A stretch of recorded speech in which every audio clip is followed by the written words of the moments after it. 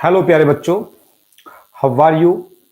मैं वीसी चौहान मानस स्टडीज से। तो अगर हम फैक्टर की बात करने लगे यहां पर,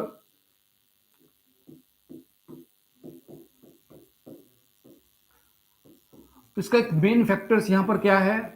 अगर हम लिक्विड की बात करें, लिक्विड को अगर हम गर्म करने लगे, तो यानी कि अगर हम लिक्विड को गर्म करते जाएं और बॉइलिंग पॉइंट के ऊपर क्या होता है आपको मालूम है, सारा का सारा लिक्विड जो होता है वो वेपर में कन्वर्ट हो जाता है। तो टेम्परेचर बढ़ाने से जैसे जैसे वेपर बनेगी उनके बीच की विस्कोसिटी कम होती जाएगी, और वेपर जब कंप्लीटली कन्वर्ट हो जाता, लिक्विड अगर वेपर में कन्वर्ट हो जाता है तो उसकी विस्कोसिटी जीरो हो जाती है। तो इसमें आपको पता होना चाहिए at boiling point, boiling point पे क्या होगा, जो कॉफिशिएंट ऑफ विस्कोसिटी होता है ये लगभग आपके पास में इसका जीरो होता है, ईटा की वैल्यू जीरो। तो इसका मतलब जैसे जैसे टेम्परेचर राइज करेंगे आप, इफ टेम्परेचर को इंक्रीज करेंगे तो बच्चों जो कॉफिशिएंट ऑफ विस्कोसिटी है, यानी कि विस्कोसिटी जो होती है वो क्या होती है, वो लगातार डिक्रीज होती है। किसकी डिक्रीज होती है? लिक्विड की। लिक्विड को अगर गर्म किया जाए तो उसकी कॉफिशिएंट ऑफ विस्कोसिटी जो होती है डिक्रीज होती है। और यदि गैसेस की हम बात करें, गैस के लिए क्या होता है, गैस को अगर हम गर्म करते हैं, इनका टेम्परेचर अगर हम राइज करें तो इनकी जो विस्कोसिटी होती है बच्चों वो भी इंक्रीज होती है, क्योंकि जैसे जैसे इनको बढ़ाते जाएंगे गैसेस को, इनकी जो है एक तरह से इनका अमाउंट बढ़ता जाएगा, और अमाउंट बढ़ने से क्या होता है, इनके पास में जो विस्कोसिटी होती है वो भी लगातार क्या होगी, इंक्रीज होती जाती है। तो यहाँ पर ये कुछ फैक्टर्स हैं जो आपने सीखे हैं, किसके बारे में, कोएफिशिएंट ऑफ विस्कोसिटी के बारे में। अब इससे रिलेटेड जो एक मेन कंसेप्ट होता है उसको बोला जाता है स्टोक्स लॉ। स्टोक्स लॉ क्या है, आइए उसके बारे में हम सीखते हैं। तो यहां पर आपको सीखना है स्टोक्स लॉ। क्या होता है स्टोक्स लॉ?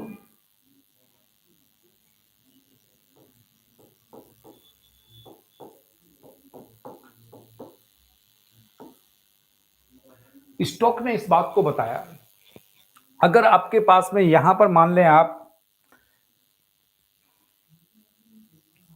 अगर आपके पास में यहां पर ये लिक्विड है, ये लिक्विड यहां पर है, इसको आप ब्लू से रिप्रेजेंट कर रहे हैं,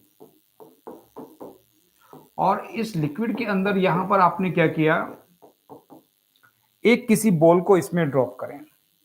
इसमें मान लीजिए आप एक बॉल को ड्रॉप कर रहे हैं,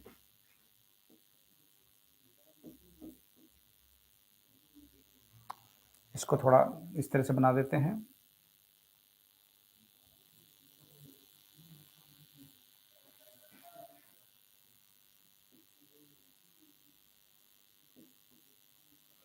यहां पर एक ये मैंने कोई बॉल बनाई है, जैसे जैसे ये बॉल लिक्विड के अंदर आती जाएगी नीचे को, मान लीजिए ये लिक्विड में नीचे को आ रही है, नीचे आते समय इसकी वेलोसिटी कितनी v है। जब ये लिक्विड में नीचे आ रही आते समय इसकी वेलोसिटी v है, तो क्या होगा यहां पर बच्चों, एक तो इसके ऊपर आपको मालूम है जब भी कोई बॉडी पानी में इमर्ज होती है तो उसके ऊपर को एक अपथ्रस्ट फोर्स काम करता है। तो एक तो इसके ऊपर अपथ्रस्ट काम करने लगेगा। अपथ्रस्ट के साथ साथ क्या होता है कि जब ये बॉल जिसकी रेडियस r है, जब ये पानी में नीचे जाएगी तो इसके साथ साथ का वाटर भी क्या होगा, ये नीचे जाएगा, ये वाटर नीचे जाएगा। तो यहां पर ये जो वाटर लेयर है इनके बीच में भी एक यहां पर फोर्स लगता है F। तो ये फोर्स कितना होता है, यही फोर्स किसने बताया, यही फोर्स बताया यहां पर स्टोक्स ने। स्टोक्स ने बताया कि जब ये बॉल पानी में नीचे जाती है तो बॉल के साथ साथ जो इसके कांटेक्ट में वाटर रहेगा वो भी नीचे जाएगा, और वाटर की इधर वाली लेयर क्या होगी, रेस्ट पे होगी, इधर वाली लेयर क्या होगी, डाउनवर्ड डायरेक्शन में चलेगी। तो वाटर लेवल के वाटर लेयर के बीच में एक फोर्स काम करता है, वो फोर्स कितना होता है, उसी फॉर्मूले को इन्होंने निकाला। इन्होंने बताया इस बात को स्टोक्स ने कि ये जो फोर्स होता है ये इस बात के ऊपर डिपेंड करता है कि जिस बॉल को ये नीचे आ रही है इसकी रेडियस कितनी है, एक तो इसके ऊपर, दूसरा ये डिपेंड करता है कितनी वेलोसिटी से नीचे आ रहा है, उसकी भी डायरेक्टली प्रोपोर्शनल।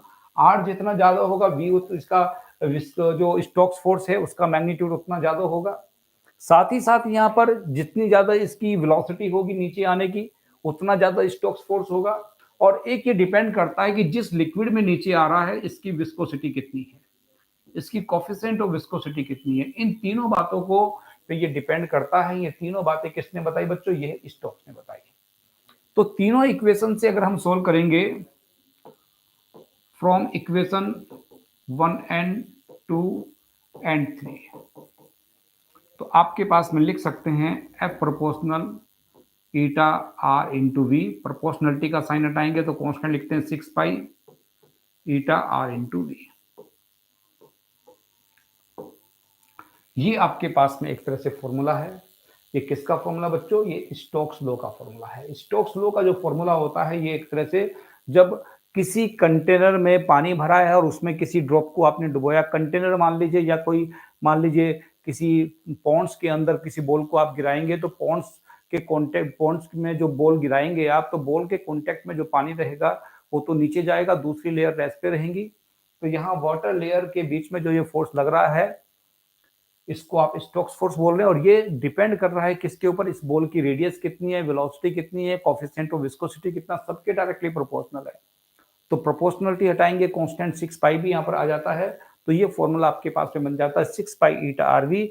इसी स्टेटमेंट को आप क्या बोलते हैं? स्टोक्स लॉ बोलते हैं। आप स्टेटमेंट में ऐसे बोल सकते हैं, the Stokes force act between the layer of liquid is directly proportional to the radius of the ball and velocity of the ball and coefficient of viscosity. This statement is called Stokes law. तो बच्चों इस फॉर्मूले का भी हमें use करना पड़ेगा। कहाँ इसका यूज करते हैं, कैसे इसका यूज करते हैं, इसके लिए एक बहुत इंपॉर्टेंट कंसेप्ट होता है फिजिक्स में जिसको कहा जाता है टर्मिनल वेलोसिटी। तो टर्मिनल वेलोसिटी क्या है, क्या उसका मीनिंग है और किस तरह के सवाल टर्मिनल वेलोसिटी पे एग्जाम में पूछे गए हैं, आइए उसको हम सीखते हैं। तो यहां पर हमें सीखना है टर्मिनल वेलोसिटी के बारे में। क्या होती है ये टर्मिनल वेलोसिटी, क्या इसका मैग्नीट्यूड है,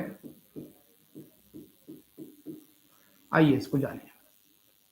टर्मिनल वेलोसिटी क्या है, क्या इसका मैग्नीट्यूड है, इसको समझिए। इसके लिए सबसे पहले आप यहां पर हम वाटर को ड्रॉ कर लेते हैं, क्योंकि वाटर में जब किसी बॉल को गिराया जाएगा, यहां पर मैंने ये इसमें वाटर को हम ड्रॉ कर रहे हैं।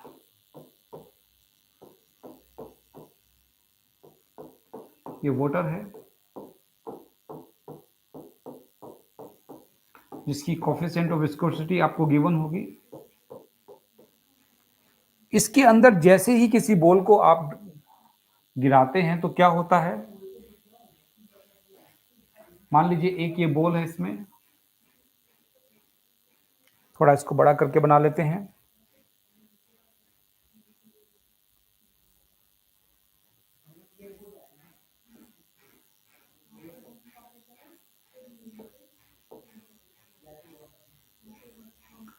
ये आपके पास में एक बॉल है। जैसे जैसे ये वाटर में नीचे आएगी तो क्या होगा, जैसे जैसे ये वाटर में नीचे आती है तो इसकी अंडर ग्रेविटी मूव करती है। अंडर ग्रेविटी मूव करने के कारण क्या होता है, वेलोसिटी लगातार बढ़ती जाएगी। और जैसे जैसे डेप्थ इसकी इंक्रीज होती है, यहां पर अगर हम एक ग्राफ खींचें डेप्थ और वेलोसिटी के बीच में, तो जैसे जैसे डेप्थ बढ़ती जाती है वेलोसिटी भी इसकी इंक्रीज होती जाती है। और ये वेलोसिटी किसकी कैसे इंक्रीज होती है उसका ग्राफ मैं बता रहा हूं। यहां पर इस तरह का इसका ग्राफ बनता है। इस ग्राफ से इस बात का पता लगता है कि वेलोसिटी एक पर्टिकुलर डेप्थ के बाद में इसकी वेलोसिटी क्या हो जाती है, पर्टिकुलर डेप्थ के बाद इसकी वेलोसिटी जो होती है कांस्टेंट हो जाती है। जब इसकी जहां पर वेलोसिटी कांस्टेंट हो जा रही है, इस वेलोसिटी का नाम इसका होता है बच्चों टर्मिनल वेलोसिटी वीटी। ऐसा क्यों होता है उस बात को मैं आपको सिखाऊंगा, वो भी आपको सीखना है। तो इसमें जैसे जैसे डेप्थ को बढ़ती जाएगी, एक पर्टिकुलर डेप्थ के बाद में वेलोसिटी का बढ़ना बंद हो जाता है। आपको मालूम है कोई भी बॉडी अंडर ग्रेविटी अगर मूव करे तो जैसे जैसे नीचे आएगी वेलोसिटी बढ़ती है, लेकिन अगर पानी के अंदर जाएगी या किसी एयर में भी ऐसा होता है, जैसे रेन ड्रॉप गिरती है तो रेन ड्रॉप अगर आपने ध्यान से देखा हो तो आराम से कांस्टेंट वेलोसिटी से आती हुई आपको दिखती है। तो क्योंकि एयर की भी अपनी विस्कोसिटी होती है, ऐसे ही लिक्विड में होता है। तो लिक्विड में जब किसी बॉल को डाला गया तो एक पर्टिकुलर डेप्थ के बाद में इसकी वेलोसिटी कांस्टेंट हो जाती है। ऐसा रीजन क्या है? तो यहाँ पर वेलोसिटी कांस्टेंट होने का मतलब होता है कि बॉडी के ऊपर लगने वाला नेट फोर्स कितना, जीरो। अगर बॉडी के ऊपर लगने वाला नेट फोर्स जीरो होगा तो एक्सेलरेशन जीरो होगा, एक्सेलरेशन जीरो होगा तो वेलोसिटी कांस्टेंट होगी। तो यहाँ पर कौन कौन से फोर्स इसके ऊपर एक्ट करते हैं, आइए उनको सीखते हैं। तो सबसे पहले तो जो फोर्स यहां पर काम करेगा इसके ऊपर,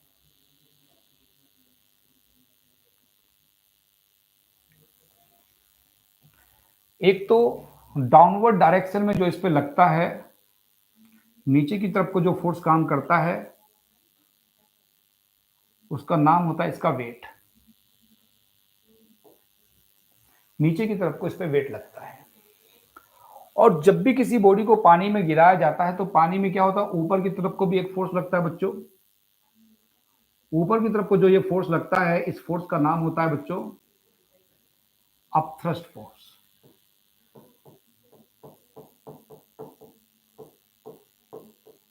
ऊपर को अपथ्रस्ट। दो फोर्स के बारे में तो हमें मालूम ही है। तीसरा फोर्स कौन सा हो गया, एक अभी जो स्टोक्स ने बताया उस फोर्स को भी इसमें लेना पड़ेगा कि क्योंकि जैसे जैसे ये नीचे को चलेगा बॉल, इसके रिस्पेक्ट में ये वाला वाटर भी किधर को आएगा, ये नीचे को आएगा। तो यहां भी एक फोर्स लगने लगता है ऊपर की तरफ को। इस टोटल फोर्स को आप बोलते हैं स्टोक्स फोर्स। दोनों तरफ का मिलाकर के टोटल जो फोर्स होगा वो स्टोक्स फोर्स। तो बैलेंस स्टेट में क्या करेंगे आप यहां पर, अगर ये बॉल जब नीचे आ रही है, नीचे आते समय क्या है इस पे, इसका एफ नेट कितना होगा, जीरो होगा।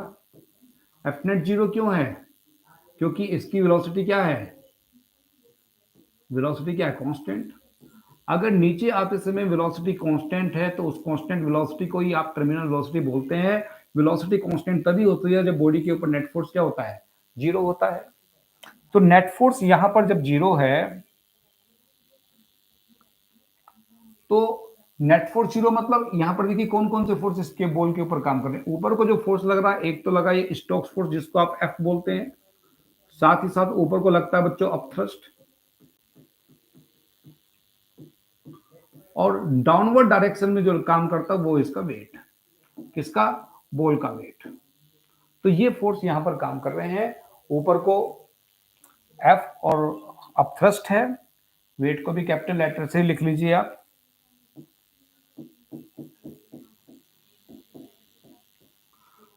हमें यहां पर निकालना क्या है, हमें यहां पर ये जो टर्मिनल वेलोसिटी होती है, जिस जो कांस्टेंट वेलोसिटी हो जाएगी उसका मैग्नीट्यूड आपको बताना है कितना होगा।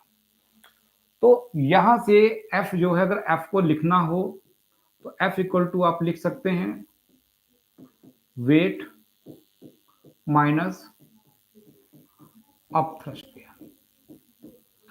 यहां से अगर फोर्स निकालना हो ये स्टोक्स फोर्स तो इस फॉर्मूले से निकलेगा। यहां आप सबकी वैल्यू पुट करके देखते हैं। ये आपके पास होता है 6 pi eta R into V. ये वी आपके पास में इसकी टर्मिनल वेलोसिटी है जो आपको फाइंड करनी है। और यहां पर वेट क्या होता है बच्चों, वेट बराबर mg होता है।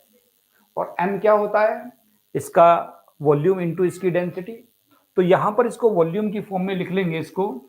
इसका वॉल्यूम होता है, ये स्पेरिकल है तो 4/3 pi R cube into body की डेंसिटी को रो बोलते हैं इंटू जी, माइनस अपथ्रस्ट। अपथ्रस्ट का जो फॉर्मूला होता है ये आर्किमिडीज ने आपको बताया था, वो किसके बराबर होता है, बॉडी का वॉल्यूम पानी की डेंसिटी इंटू जी। तो बॉडी का जो वॉल्यूम है वो तो 4/3 πr³ ही है, और पानी की डेंसिटी सिग्मा होती है इंटू जी। ये आपके पास में अब थ्रस्ट का फॉर्मूला हो गया। अब यहां पर कॉमन क्या है उसको देखिए, इसमें जी भी कॉमन आ सकता है, 4/3 πr³ भी कॉमन आ सकता है। जो कॉमन आ सकता है उसको ले लीजिए आप कॉमन, 4/3 πr³ ब्रैकेट में रो माइनस सिग्मा, इधर जी लिख लीजिए, और इधर आपके पास क्या है, ये 6π∗r इंटू टर्मिनल वेलोसिटी। तो यहां पर कौन कौन कर सकता है, देखिए यहां पर इस r की पावर 3 से हम इस r को काट सकते हैं, इस पाई से हम इस पाई को काट सकते हैं, और ये 6 इसके नीचे चला जाएगा तो ये कितना हो जाएगा, 18 हो जाएगा, और ईटा भी यहां पर नीचे आ जाएगा। तो वीटी का जो फॉर्मूला बनेगा ये आपके पास लिख सकते हैं 4/6, 3 से कितना हो जाएगा 18 into r² rho minus sigma into G upon eta. ये इसका एक फॉर्मूला बन जाता है। यहां से 4/18 को भी अगर कट करें 2 से तो 2/9 हो जाएगा। तो इसका जो मैग्नीट्यूड का फॉर्मूला बनता है टर्मिनल वेलोसिटी का, यहां पर उसको आप लिखते हैं v equal to 2/9 r² bracket rho minus sigma into G upon eta. ये आपके पास बच्चों यहां पर कोफिशिएंट ऑफ विस्कोसिटी का फॉर्मूला है। यहां पर ये 9 लिखा हुआ है, 2/9, ये आपके पास r²।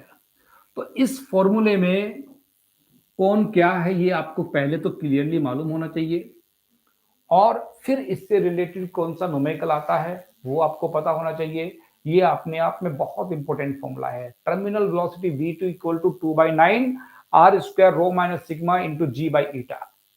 इस फॉर्मूले में vt का मतलब, ये जो v है यहाँ पर, इसको vt मतलब टर्मिनल वेलोसिटी इसको कहा जाता है। इसका नाम है यहाँ पर टर्मिनल वेलोसिटी। यही हमें फाइंड करनी थी इसमें, टर्मिनल वेलोसिटी। बाकी कौन कौन सी पॉइंट, 2/9 तो है ही। r यहाँ पर रेडियस ऑफ बॉल, जिस बॉडी को आपने पानी में ड्रॉप किया उसकी जो रेडियस है वो r है। और यहाँ रो जो है, रो आपके पास में जो बॉल आपने पानी में गिराई है उसकी डेंसिटी है, सिग्मा उस वाटर की डेंसिटी है जिसके अंदर बॉल मूव कर रही है, जी आपको मालूम है ग्रेविटेशनल एक्सेलरेशन जिसकी वैल्यू 9.8 और यूनिट मीटर पर सेकंड स्क्वायर होती है, और यहाँ आपके पास में ईटा ये कोफिशिएंट ऑफ विस्कोसिटी है। इसकी अलग अलग लिक्विड के लिए कोफिशिएंट ऑफ विस्कोसिटी की वैल्यू अलग अलग होती है। तो यहाँ पर मेनली आपको ध्यान देना है कि v जो है एक तरह से रेडियस के स्क्वायर के क्या होता है बच्चों, डायरेक्टली प्रोपोर्शनल होता है। तो कई बार तो ये फॉर्मूला इसके साथ ही पूछा जाता है, बताइए वेलोसिटी का रेडियस के साथ में क्या रिलेशन है, या इसका जो डेप्थ के साथ में इसका ग्राफ आया था वो कौन सा ग्राफ है। तो इस तरह से कुछ सवाल भी एग्जाम में पूछे गए हैं। जैसे एग्जांपल के लिए यहाँ पर बता दूं मैं, अगर डेप्थ और टर्मिनल वेलोसिटी का ग्राफ पूछे क्या ऐसा ग्राफ है, क्या ऐसा ग्राफ है, क्या इस तरह का ग्राफ है, या फिर जो है इस तरह का 1 2 3 3 ग्राफ मान लीजिए बने हैं, तो टर्मिनल वेलोसिटी का जो कर्व होता है वो किस तरह का कर्व है आपको मालूम है, वो इस तरह का लगभग कर्व रहता है। उसके बाद फिर क्या आती है, कांस्टेंट हो जाती है। तो इसमें टर्मिनल वेलोसिटी के कर्व अगर पूछा जाए तो आप किसको बोलेंगे, आप बताएंगे। इसमें फर्स्ट वाला ऑप्शन जो बनता है कर्व का, ये बिल्कुल करेक्ट बनता है। अब यहाँ पर इसके ऊपर इससे रिलेटेड जो न्यूमेरिकल्स आते हैं वो किस तरह के न्यूमेरिकल हैं, आइए उनको भी हम सीखते हैं। एक सवाल इसके ऊपर देखते हैं। यहाँ पर एक एग्जांपल है, मान लीजिए यहां पर ये रेन ड्रॉप है कुछ,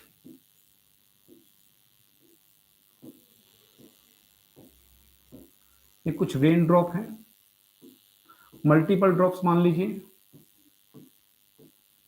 ये नीचे को जब आ रही हैं, नीचे आते समय इनकी जो वेलोसिटी है यहाँ पर वो गिवन है, सब नीचे v वेलोसिटी से आ रहे हैं, सब आइडेंटिकल है। इन सब की रेडियस जो है मान लीजिए कितनी, स्मॉल r है, और ये सारी की सारी मिलकर के क्या कर रही हैं, एक बड़ी ड्रॉप बना दे रही हैं। इन सब ने मिलकर के एक ये बड़ी ड्रॉप को बना दिया। तो पूछेगा ये बड़ी ड्रॉप जब नीचे आएगी, बताइए इसकी वेलोसिटी जो v डैश होगी वो कितने v के बराबर होगी। ये टोटल कितनी है, ये यहाँ पर ये टोटल जो रेन ड्रॉप है, मान लीजिए n ड्रॉप है, n identical raindrop of radius are moving down with velocity v. When they will combine to form a big raindrop, then the find terminal velocity of the big raindrop in the term of v. तो v dash को आपको v की term में बताना है, कैसे करेंगे? तो ये सवाल कैसे कर सकते हैं आप सोल्व? तो हमें इसमें मालूम होना चाहिए इस बात का कि वेलोसिटी का जो टर्मिनल वेलोसिटी का फॉर्मूला है, जब सोल्व करेंगे आप यहां पर v equal to 2/9 r square rho minus sigma into G upon eta के बराबर होता है। तो टर्मिनल वेलोसिटी एक तरह से r स्क्वायर के बराबर है, क्योंकि यहां पर रो सिग्मा जी ईटा 2/9 ये सब तो कांस्टेंट ही रहेंगे। तो यहां पर जो होगी, ये एयर में मूव करेंगे तो यहां पर ये डेंसिटी एयर की लिखनी पड़ेगी, जो बॉल नीचे आ रही है इसकी डेंसिटी ये रो होगी। तो वेलोसिटी का रेडियस के साथ ये रिलेशन होता है। तो यहां पर लिख सकते हैं v1 by v2 equal to r1 by r2 का होल स्क्वायर। तो यहां v1 तो v है और v2 आपके पास v डैश हमें फाइंड करना है। r1 क्या है, एक ड्रॉप की रेडियस तो r है, और यहां पर ये जो बड़ी ड्रॉप बन जाती है बच्चों, इसकी रेडियस आपको पहले तो पता होनी चाहिए कैसे निकालते हैं। ये आप वॉल्यूम के कंसेप्ट से निकालते हैं कि n ड्रॉप का volume equal to 1 big drop का वॉल्यूम। तो उस कंसेप्ट का जब हम यूज करते हैं तो आपके पास में फॉर्मूला आता है n स्मॉल ड्रॉप का वॉल्यूम कितना होगा, n into 4/3 pi R cube equal to बड़ी ड्रॉप का volume 4/3 pi capital R cube. तो यहां से कैपिटल आर इक्वल टू आता है n की पावर 1/3 इंटू स्मॉल आर। तो यहां पर R2 जो होगा, R2 मतलब बड़ी ड्रॉप की रेडियस होगी, बड़ी ड्रॉप की रेडियस यहां पर हमने कैपिटल R लिखी है। कैपिटल R किसके बराबर होगा, स्मॉल r इंटू n की पावर 1/3 इसका होल स्क्वायर। तो ये बन जाता है r square upon r square into n की पावर हो जाएगा 2/3। तो यहाँ ये r स्क्वायर से r स्क्वायर कट जाएगा पूरा, और v डैश जब आपको निकालना हो तो यहां से v डैश का मैग्नीट्यूड आएगा n की पावर 2/3 इंटू v। तो बच्चों एक ये न्यूमेरिकल है जो इस कंसेप्ट के ऊपर पूछा जाता है, कई बार ये आपके एग्जाम में आया भी है, और इस तरह के सवालों को ही अक्सर आपको करना है। इसमें और कौन कौन से टॉपिक हैं आगे उनको सीखते हैं, और फिर इनके ऊपर जो भी रिलेटेड PYQs हैं हम उनको सोल्व करेंगे।